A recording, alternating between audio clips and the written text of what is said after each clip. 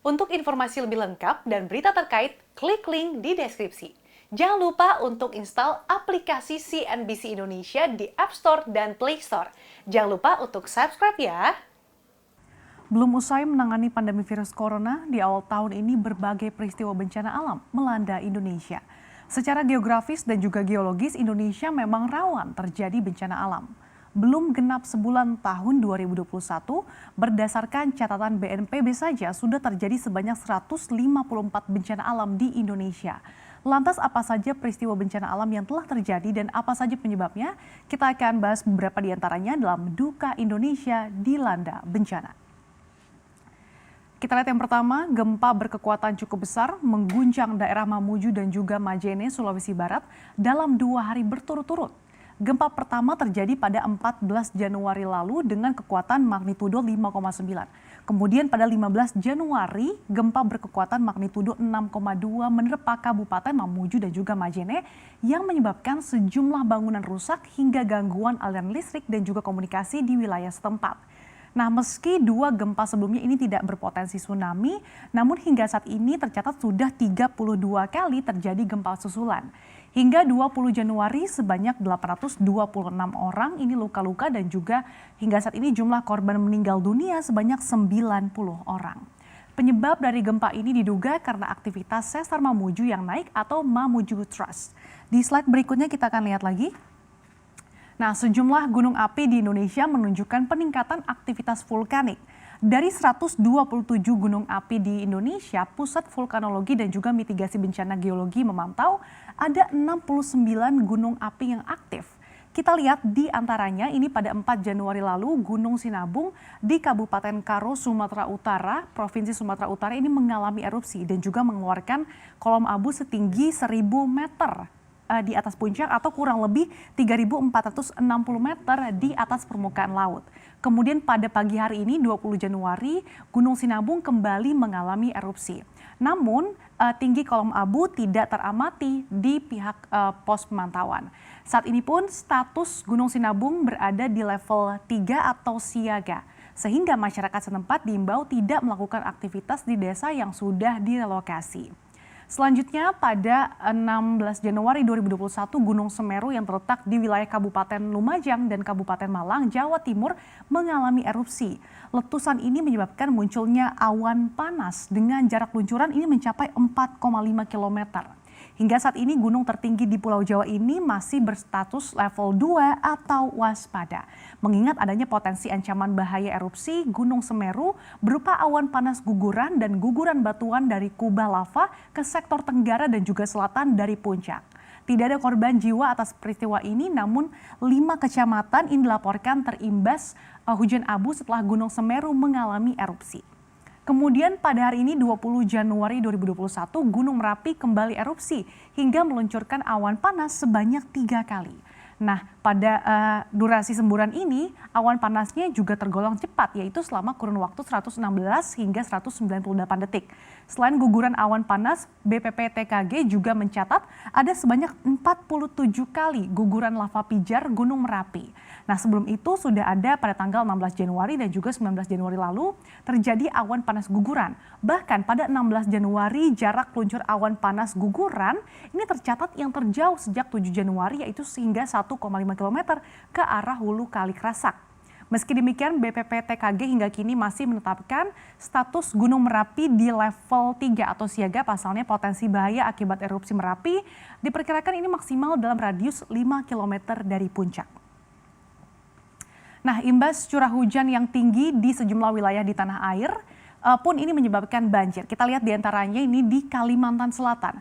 Berdasarkan data Basarnas per 20 Januari ini banjir bandang yang terjadi di Kalimantan sejak 14 Januari lalu ini telah menewaskan hingga 9 orang. Ketinggian air pun ini dicatat setinggi 1 meter hingga 1,5 meter. Ini membuat lebih dari 150.000 orang lainnya kehilangan tempat tinggal hingga mengungsi. BNPB menyebutkan bahwa peristiwa ini dipicu oleh hujan intensitas tinggi yang melanda wilayah tersebut, sehingga rumah warga di 7 kabupaten kota terendam banjir. Akibatnya kegiatan ekonomi sosial warga setempat lumpuh. Nah, sementara itu Presiden Jokowi yang meninjau langsung lokasi terdampak banjir pun menyebutkan bahwa peristiwa ini merupakan banjir bandang pertama setelah 50 tahun tidak pernah terjadi di Provinsi Kalimantan Selatan.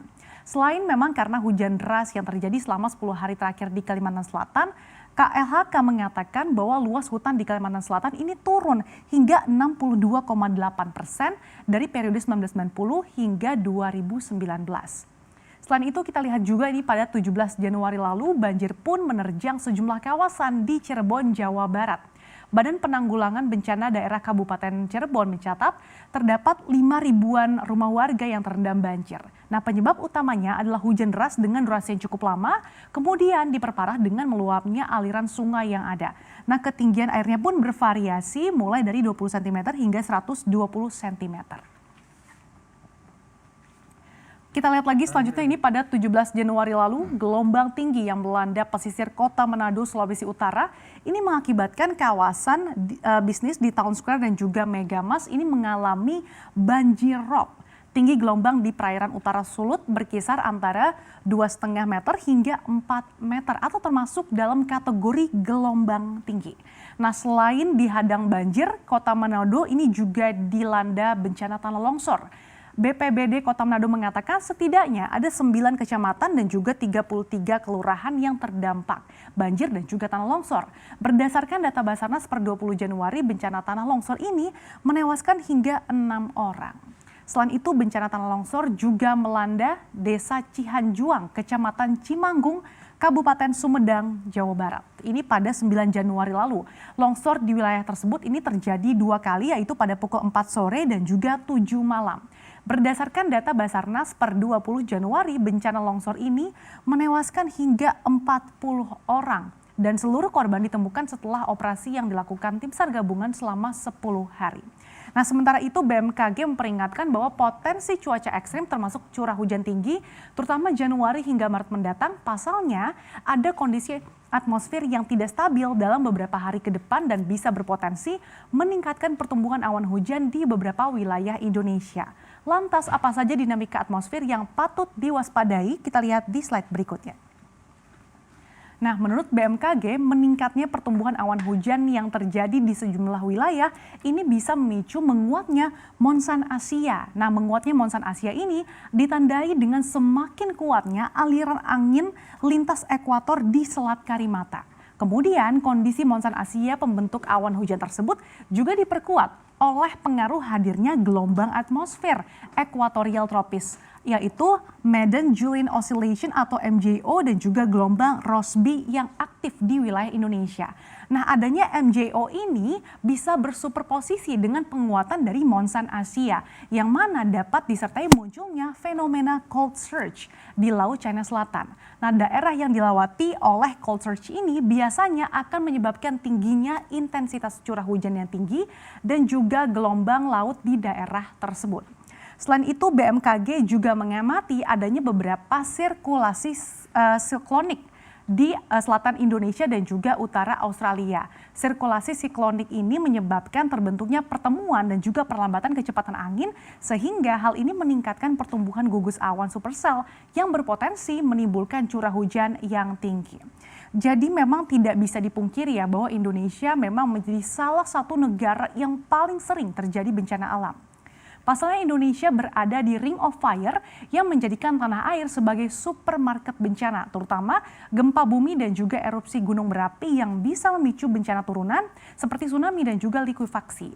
Tak main-main, rata-rata kerugian ekonomi langsung akibat bencana alam setiap tahunnya bisa mencapai 22,8 triliun rupiah.